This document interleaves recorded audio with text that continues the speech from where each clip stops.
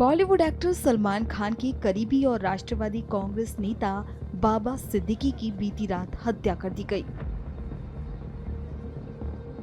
जिस बाबा सिद्दीकी की हत्या को लेकर पूरे देश में राजनीतिक माहौल गर्म है, वहीं बाबा सिद्दीकी का बिहार के गोपालगंज से भी खास कनेक्शन है। दरअसल बाबा सिद्दीकी गोपालगंज में मंझागढ़ प्रखंड के शेखपुरदील गांव के रहने वाले थे। वो बचपन से ही होनहार थे और वो सालों पहले गोपालगंज से मुंबई चले गए थे।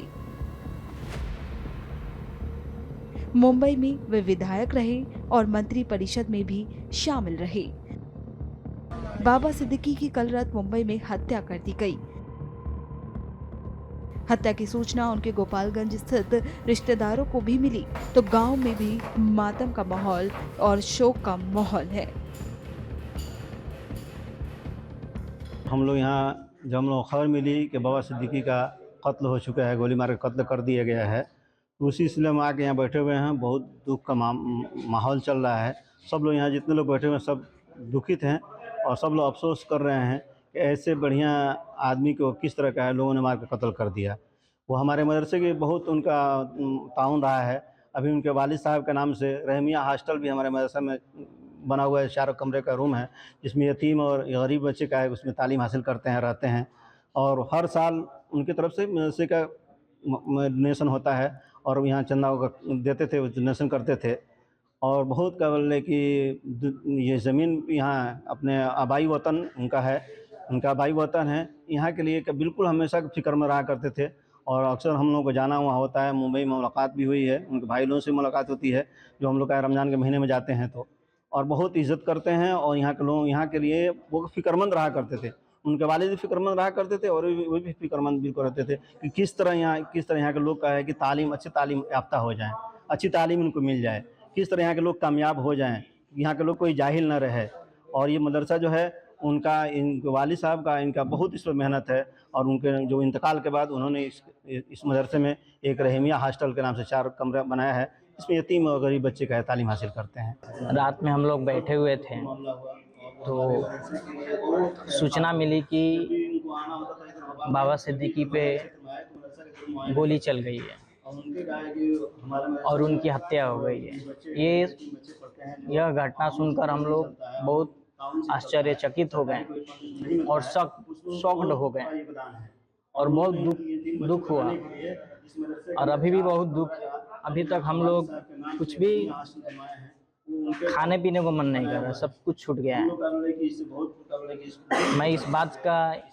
मैं ये सोच रहा हूँ कि ऐसे ही इंसान जो राजनीतिक से लेके समाज सेवी व्यक्ति, जो सबको दूरियां, जिन अगर दिल में कुछ है उन दूरियों को मिटाते थे सबके बीच रह के, फिर भी उनकी हत्या कर दी गई, इतने मिलनसार व्यक्ति की।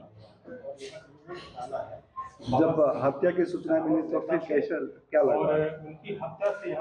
हत्या की सूचना मिली तो हम लोग शॉक्ड हो गए और बहुत दुखित हो गए। उनका फैमिली पूरा मुंबई में रहता है? जी, उनकी फैमिली मुंबई में रहते हैं। कितने भाई थे लोग? वो लोग 3 भाई हैं जी। तो और फैमिली में कहाँ रहता है? वो सब फैमिली उनका वहीं रहता है लोग, हम उनके भतीजे हुए हैं। तो यहाँ पे घर पे कौन कौन रहता है? यहाँ पे हम लोग सब फैमिली यहाँ पे रहता है। तो अभी वो आखिरी बार कब यहाँ पे आए थे? आखिरी बार 2022 में यहाँ पे आए थे। उसके बाद से नहीं आया? नहीं, इसके बाद से नहीं है। तो अभी आने का फिर प्लान भी था, भाईजान बात किए थे, बोले भी थे आने के लिए, पर ये तब तक ये घटना घट चुकी।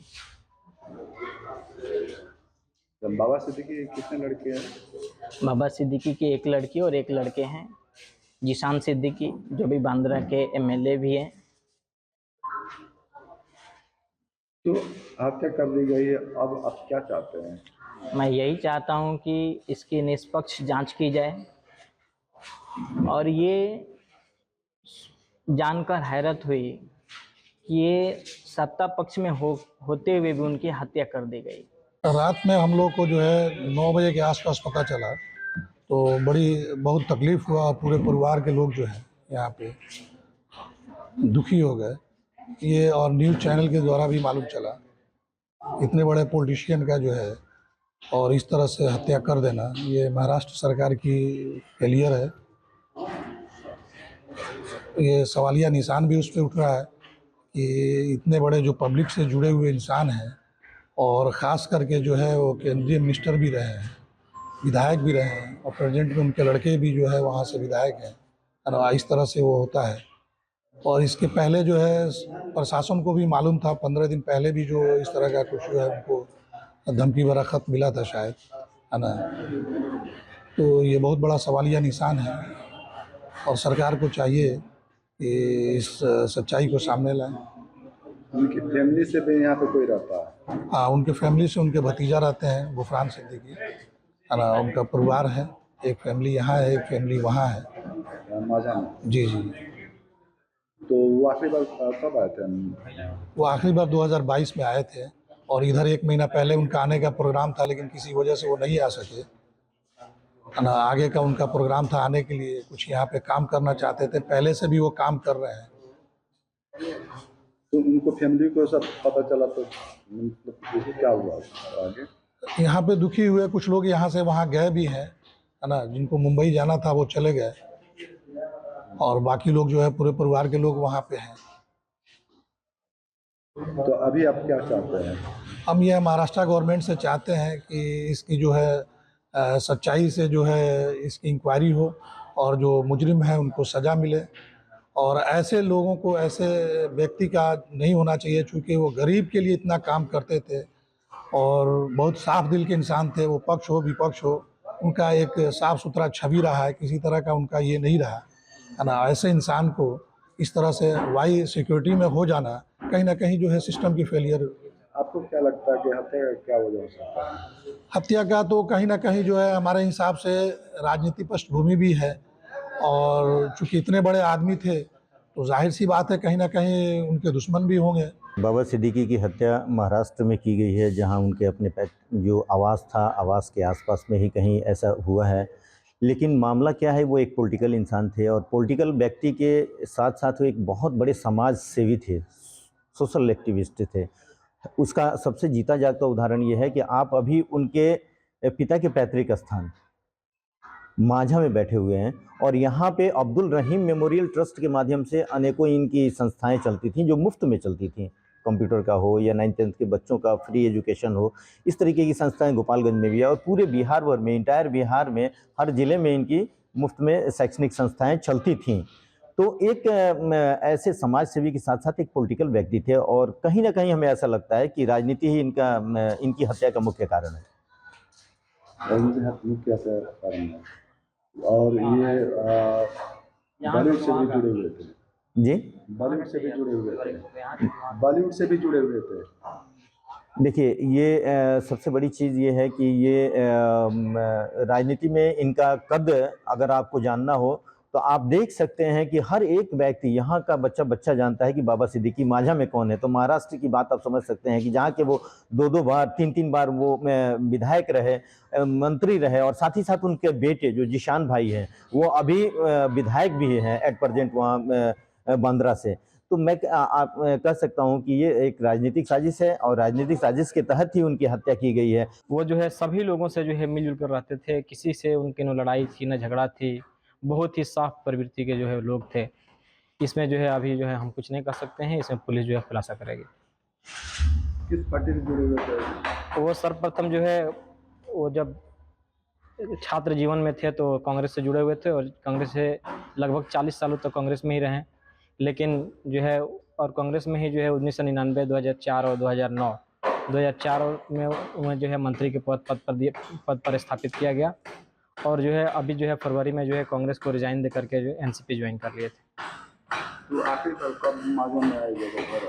तो सर्वप्रथम माझा में जो है 2008 में आए हुए थे। उसके बाद जो है 2018 में माझा हाई स्कूल के प्रांगण में आए। वहाँ पर जो वही बच्चे फर्स्ट डिवीज़न से पास किए थे मैट्रिक में, उनको 10-10 हज़ार रुपया प्रोत्साहन राशि के रूप में उन्होंने दिया। इसके अलावा जो है उन्होंने बैग और नोटबुक भी वितरण किया। उसके बाद जो है आखिरी बार जो है 2022 में ज्ञानोदय स्कूल के प्रांगण में आए थे, जो उनका अपना निजी संस्थान है।